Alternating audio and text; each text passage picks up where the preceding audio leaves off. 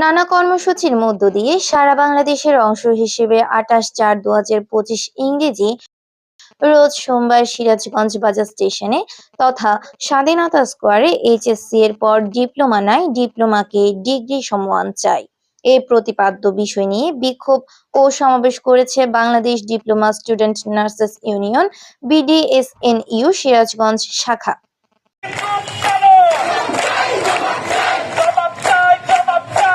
বিএনএমসিতে শান্তিপূর্ণ বিক্ষোভ সমাবেশ ও ব্লকেট কর্মসূচি পালনরত নার্সিং ও মিডওয়াইফ শিক্ষার্থীদের ওপর বিএনএমসি এর রেজিস্ট্রারের পরোক্ষ মদদে বর্বর হামলার তীব্র নিন্দা জানিয়ে রেজিস্ট্রারের পদত্যাগ ও ডিপ্লোমাকে ডিগ্রি সমমানের দাবিতে বিক্ষোভ ও সমাবেশ করেছে Bangladesh diploma student nurses union BDSNU Sirajganj শাখা।